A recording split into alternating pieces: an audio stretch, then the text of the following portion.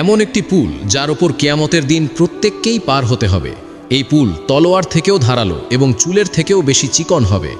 এই পুলের ওপর ৩,০০০ বছরের সফর হবে, ১,০০০ বছর ওপরে ওঠার, ১,০০০ বছর সোজা চলার আর ১,০০০ বছর নিচে নামার জন্য, যার মধ্যে বিচ্ছু আর অন্যান্য ভয়ঙ্কর জন্তু থাকবে।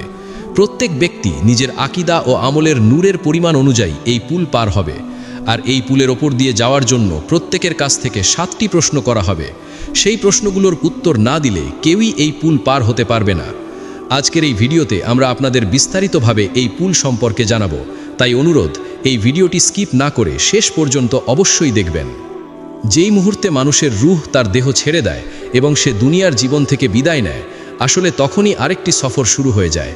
এমন একটি সফর যা কখনো শেষ হবে না। এই সফর হলো কেয়ামত, হিসাব এবং শেষ না হওয়া জীবনের সফর। কেয়ামতের দিন এমন এক দিন হবে যেদিন আল্লাহ তাআলা নিজের কুদরতে প্রত্যেক মানুষকে আবার জীবিত করবেন। সেই দিনের ভয়াবহতা এমন হবে যে মা যে দুনিয়ায় নিজের সন্তানের জন্য প্রাণ কুরবান করত, নিজের দুধের শিশুকেও পিছনে ফেলে দেবে। বাবা ছেলেকে, স্বামী স্ত্রীকে আর স্ত্রী স্বামীকে ভুলে যাবে। প্রত্যেকে শুধু একটাই বাক্য বলবে, শুধু আমার প্রাণটা বেঁচে যাক। ময়দানে হাসরে যখন সব সৃষ্টি একত্র হবে, তখন প্রত্যেককে তার আমলনামা অর্থাৎ তার পুরো জীবনের সম্পূর্ণ রেকর্ড তার হাতে দেওয়া হবে। আর মানুষ সেই কিতাবে নিজের এক একটি কাজ, এক একটি কথা এবং এক একটি নিয়ত পর্যন্ত লেখা দেখতে পাবে। তারপর আল্লাহ তাআলা নিজে প্রত্যেক বান্দার কাছে প্রশ্ন করবেন, কিন্তু সেদিন আল্লাহর হুকুমে জবান বন্ধ হয়ে যাবে।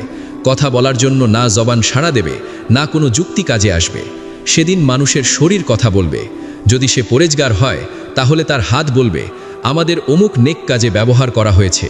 তার পা বলবে, আমাদের আল্লাহর পথে চালানো হয়েছে। আর যদি সে গুনাহগার হয়, তাহলে এই হাত পা, এই চোখ, এই কান সব আল্লাহর সামনে সাক্ষ্য দেবে, হে পরওয়ারদিগার, এই ব্যক্তি আমাদের তোমার নাফরমানির কাজে ব্যবহার করেছে। এরপর ফেরেশতারা আল্লাহর হুকুমে সেই গুনাহগারদের সেই জ্বলন্ত আগুনের দিকে নিয়ে যাবে, যার ব্যাপারে তারা দুনিয়ায় গাফিল ছিল। কিয়ামতের দিনে শুধু আযাবই নয়, বরং সেই জায়গাগুলোও কথা বলবে যেখানে মানুষ গুনাহ করেছিল অথবা নেকির পথে পা রেখেছিল। এই সাক্ষ্য মানুষের অন্তরে এমন আফসোস জাগাবে যে সে চিৎকার করে উঠবে, হায়, আমি যদি জন্মই না নিতাম, হায় যদি আমার হিসাব না নেওয়া হতো, হায় যদি আমাকে এই আমলনামা না দেওয়া হতো। কিন্তু সেদিন কোনো হায় কাজে আসবে না। যখন কেয়ামত সংগঠিত হবে, তখন জাহান্নামকে ময়দানে হাসরের দিকে টেনে আনা হবে। তার ওপর থাকবে ১,০০০ শিকল, আর প্রত্যেক শিকল ধরবে ১,০০,০০০ কঠোর ও পাথর হৃদয় ফেরেশতা। যখন ফেরেশতারা জাহান্নাম টানবে, তখন তার ভেতর থেকে এমন এক ভয়ঙ্কর আওয়াজ বের হবে যা তার সব সৃষ্টিকে ঘিরে ফেলবে, অর্থাৎ জমিন ও আসমানের প্রতিটি সৃষ্টি কেঁপে উঠবে। তখন মানুষ ভয় চিৎকার করবে, হায় আমার প্রাণ, হে আমার রব, শুধু আমার জানটা বাঁচিয়ে নাও। সবাই বলবে, খোদা বন্দা, আমার ফরিয়াদ পৌঁছে দাও। শুধু হজরত খাতিবুল আম্বিয়া হজরত মুহাম্মদ মুস্তাফা সাল্লাল্লাহু আলাইহি ওয়া আলিহি ওয়াসাল্লাম ছাড়া তিনি বলবেন, খোদা বন্দা, আমার উম্মতের ফরিয়াদ পৌঁছে দাও। যখন জাহান্নাম আনা হবে, তখন তার ওপর একটি পুল স্থাপন করা হবে, আর জান্নাতে পৌঁছতে সবাইকেই সেই পুল পার হতে হবে।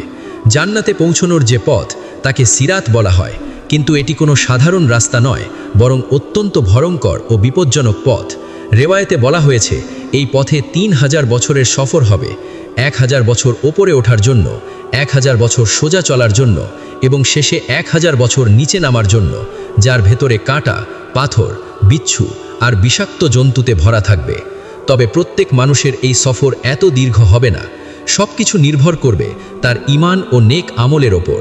কারোর জন্য এই পথ চোখের পলকে শেষ হয়ে যাবে, কারোর জন্য বিদ্যুতের মতো গতি হবে, আর কেউ হবে হোঁচট খেতে খেতে, টোলে পড়তে পড়তে হামাগুড়ি দিয়ে পার হবে। যত বেশি নূর অর্থাৎ ঈমান, সত্যবাদিতা, নামাজ, সদকা, সবর, পরেজগারি আমাদের সঙ্গে থাকবে, তত সহজে আমরা সিরাতের ওপর চলতে পারব। সিরাতে কোনো আলাদা আলো নেই, বরং সেখানে গভীর অন্ধকার। সেখানে কোনো সূর্য বা চাঁদ কাজ করবে না। সিওয়ায়ে জামালে মুহাম্মাদি, কেয়ামতের দিনে শুধু নূরে মুহাম্মদ ও আলে মুহাম্মদ অর্থাৎ তাদের নূরে উইলায়েতই সাহায্য করবে। প্রত্যেক ব্যক্তির নূর অর্থাৎ উইলায়েত নিজের সঙ্গেই থাকবে। নামাজ, রোজা, তিলাওয়াতে কোরআন, জিক্রুল্লাহ আর ইখলাসের নূর চারদিক থেকে আলো ছড়াবে এবং সামনে ও দুই পাশ আলোকিত করে দেবে, কিন্তু ঠিক সেই পরিমাণেই যতটা নূর দুনিয়াতে অর্জন করা হয়েছে। আজিজ নাজিরিন, একটু চোখ বন্ধ করে কল্পনা করুন, একটি পুল যা অত্যন্ত চিকন, চুলের থেকেও পাতলা এবং এত ধারালো যে তলোয়ার ধারও তার সামনে ম্লান হয়ে যায়। এটাই হলো পুলে সিরাত, সেই পথ যা জান্নাতের দিকে নিয়ে যায়। কিন্তু এই পথে চলা কারোর জন্যই সহজ হবে না। যদি আল্লাহর রহমত আমাদের সঙ্গে থাকে তাহলে আমরা এই পুল বিদ্যুতের মতো পার হয়ে যাব, কিন্তু যদি তার রহমত সরে যায় তাহলে ভাবুন আমাদের পরিণাম কি হবে। যারা দুনিয়া থেকে ঈমান নিয়ে বিদায় নিয়েছে তারাই শেষ পর্যন্ত নাজাত পাবে, যত গুনাহই থাকুক না কেন। কিন্তু যারা মৃত্যুর আগে তওবা করেনি, যারা দুনিয়াতে আল্লাহকে ভুলে গেছে, তাদের জন্য নাজাতের কোনো পথ থাকবে না। আল্লাহ রাব্বুল ইজ্জত আগেই জানিয়ে দিয়েছেন যে দুনিয়াতে সিরাতে মুস্তাকিমে অবিচল ছিল, সে আখিরাতে পুলে সিরাতও ভালোভাবে অতিক্রম করবে। কিন্তু যারা গুনাহের কাদায় ডুবে গেছে, তাদের গুনাহ এত ভারী হয়ে যাবে যে তারা পুলে পা রাখা মাত্র সেই বোঝাই টেনে নিয়ে জাহান্নামে ফেলে দেবে। ভাবুন, যখন আমরা পুলে প্রথম পা রাখব আর নিচে তাকিয়ে জাহান্নামের অন্ধকার, গভীর ও জ্বলন্ত আগুন দেখব, তখন আমাদের শরীরের উপর কি বয়ে যাবে। সেই আগুন, সেই চিৎকার, সেই ধোঁয়া সব কিছু হৃদয় কাঁপিয়ে দেবে। তবুও আমাদের হাঁটতেই হবে, শরীর কাঁপুক, পা টলুক, গুনাহের বোঝা আমাদের দানাতেই না দিক, তবুও আমাদের এই পুল পার হতে হবে। আমরা সামনে দেখব কিছু মানুষ গড়িয়ে পড়ছে, কিছু জাহান্নামে পড়ে যাচ্ছে, আর কিছুকে ফেরেশতারা লোহার বড় বড় কাঁটায় ধরে ধাক্কা দিচ্ছে। আর আমরা অসহায় হয়ে শুধু এসব দেখব, জবান বন্ধ, চোখ স্থির, হৃদয় কাঁপছে। সেই মুহূর্তে আমাদের সেই সব গুনাহ, সেই সব ভুল যেগুলো আমরা কখনো মনে রাখিনি, সব আমাদের মনে ভিড় করবে। কিন্তু তখন সময় শেষ হয়ে যাবে। নাজাত শুধু তারই হবে যে দুনিয়াতে আল্লাহর ভয় অন্তরে ধারণ করেছিল, যে রাতে কেঁদেছে, দিনে তওবা করেছে, যে নিজের নফসের সঙ্গে লড়েছে এবং আল্লাহর পথে চলেছে। মনে রেখো, আল্লাহ পাক কোনো বান্দার ওপর দুইবার ভয় চাপিয়ে দেন না। যে মানুষ দুনিয়াতে আল্লাহকে ভয় করে চলেছে, সে আখিরাতে নিরাপদ থাকবে। কিন্তু সেই ভয় যদি শুধু মুখের কথায় সীমাবদ্ধ থাকে, চোখ থেকে দুফোঁটা পানি ঝরায় অথচ জীবন বদলায় না, তাহলে সেটা সত্যিকারের ভয় নয়। আসল ভয় সেইটাই যা আমাদের গুনাহ থেকে থামিয়ে দেয়, যা আমাদের নফসের বিরুদ্ধে দাঁড় করায় আর নেকির পথে টেনে নিয়ে যায়। যে ভয় রাতে আমাদের ঘুম কেড়ে যায়, দিনের বেলায় আমাদের তওবার দিকে ফিরিয়ে আনে, সেই ভয়ই আল্লাহর কাছে গ্রহণযোগ্য। কারণ সত্যিকারের খোদাভীতি মানুষের চরিত্র বদলে দেয়, চিন্তা বদলে দেয়, চলার পথ বদলে দেয়। আপনি যদি এই কথাগুলো হৃদয় দিয়ে শুনে থাকেন, তাহলে হৃদয় দিয়েই এই দোয়াটাও চাইুন, হে আল্লাহ, আমাদের তোমার আযাব থেকে রক্ষা করো, জাহান্নামের আগুন থেকে আমাদের নিরাপদ রাখো, কিয়ামতের ভয়াবহ দিনে আমাদের নেক বান্দাদের কাতারে শামিল করে দিও, আমাদের পুলে সিরাত সহজ করে দিও। হে রব, আমাদের অন্তরকে তোমার নূর দিয়ে ভরিয়ে দাও, আমাদের চোখকে তোমার ভয়ে ভিজিয়ে দাও, আমাদের পাকে তোমার পথে দৃঢ় করে দাও, যাতে আমরা হুটচোট খেয়ে না পড়ি, যেন অন্ধকারে হারিয়ে না যাই। হে আল্লাহ, যখন সবাই নিজের জান বাঁচাতে ব্যস্ত থাকবে, তখন তুমি আমাদের তোমার রহমতের ছায়ায় জায়গা দিও। যখন মানুষ ফেরেশতাদের কাঁটায় ঝুলে পড়বে, তখন তুমি আমাদের বিদ্যুতের মতো সিরাত পার করিয়ে দিও। যখন জাহান্নামের আগুন গর্জন করবে, তখন তুমি আমাদের জান্নাতের বাতাস অনুভব করাও। আমাদের আমলনামা ডান হাতে দিও, আমাদের মুখে তখন কালিমা জারি রাখো, আমাদের হৃদয়কে শক্ত করে দিও, যেন আমরা বলতে পারি, রব্বি আল্লাহ, দীনি ইসলাম, নবী মুহাম্মদ সাল্লাল্লাহু আলাইহি ওয়াসাল্লাম। হে পরবর্তীগার, আমাদের তোমার নূর দিয়ে মুনাওয়ার করে দাও, যাতে সেই নূরের আলোয় আমরা সিরাতের অন্ধকার চিরে এগিয়ে যেতে পারি।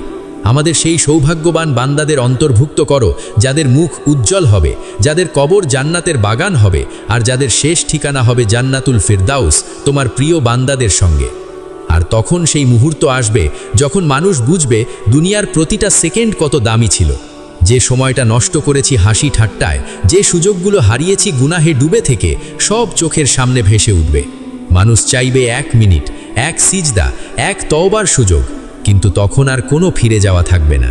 ফেরেশতারা বলবে, আজ আমলের দিন নয়, আজ ফল পাওয়ার দিন। সেই দিন মানুষ নিজের ছায়াকেও ভয় পাবে। সূর্য মাথার এত কাছে চলে আসবে যে ঘাম কান পর্যন্ত পৌঁছে যাবে। কেউ ঘামে ডুবে থাকবে হাঁটু পর্যন্ত, কেউ বুক পর্যন্ত, আর কেউ নিজের গুনাহ অনুযায়ী পুরো শরীর ঘামে ডুবে যাবে। অথচ সেই ভয়াবহ ময়দানে কিছু মানুষ থাকবে আল্লাহর আরশের ছায়ায়, যারা দুনিয়াতে গোপনে কেঁদেছে, একাকী তওবা করেছে, হারাম থেকে নিজেকে বাঁচিয়েছে, আর আল্লাহকে সামনে রেখে জীবন কাটিয়েছে। সেদিন মা নিজের সন্তানকে চিনবে না, বন্ধু বন্ধু থেকে পালাবে, ভাই ভাইয়ের দিকেও তাকাবে না। সবাই বলবে, নাফসি নাফসি, শুধু আমার জান বাঁচাও। আর সেই ভয়ঙ্কর ভিড়ের মাঝে রাসূলুল্লাহ সাল্লাল্লাহু আলাইহি ওয়াসাল্লাম দাঁড়িয়ে থাকবেন, হাত তুলে বলবেন, ইয়া রব, আমার উম্মত, আমার উম্মত, হে ভাই, হে বোন, আজও সময় আছে। আজও কবর আমাদের ডাকেনি, আজও মালাকুল মৌত আমাদের দরজায় দাঁড়ায়নি। আজও আমরা হাঁটছি, কথা বলছি, শ্বাস নিচ্ছি। কিন্তু জানো তো, মৃত্যু কোনো নোটিশ দেয় না, সে আসে হঠাৎ। আর যখন আসে তখন আর নামাজ পড়ার সুযোগ থাকে না, তওবা করার সময় থাকে না, চোখের পানি আর কবুল হয় না। আজ যদি তুমি আল্লাহর দিকে ফিরে আসো, তিনি তোমাকে গ্রহণ করবেন। আজ যদি তুমি সিজদায় পড়ে বলো, ইয়া আল্লাহ, আমি ভুল করেছি, তিনি ক্ষমা করবেন। আজ যদি তুমি হারাম ছেড়ে দাও, তিনি তোমার রিজিক খুলে দেবেন। কারণ আমাদের রব বড়ই দয়ালু, বড়ই ক্ষমাশীল। এই কথাগুলো শুধু শোনার জন্য নয়, নিজেকে বদলানোর জন্য। কারণ কবরের প্রথম রাত, সিরাতের প্রথম পা, আমলনামার প্রথম পাতা, সব কিছু আজকের জীবনের ওপর নির্ভর করছে। আসুন আমরা সবাই মিলেই আল্লাহর দিকে ফিরে যাই। আসুন আজ থেকেই গুনাহ ছেড়ে দিই। আসুন নামাজকে জীবনের অংশ বানাই, কুরআনকে বুকের ভেতর নামাই, আর প্রতিদিন এই দোয়া করি, ইয়া আল্লাহ, আমাদের শেষটা ঈমানের সঙ্গে করো, আমাদের কবরকে জান্নাতের বাগান বানাও, আমাদের সিরাতকে সহজ করে দাও, আর কিয়ামতের দিনে আমাদের রাসূলের পতাকার নিচে জায়গা দাও। আমিন ইয়া রব্বুল আলামিন।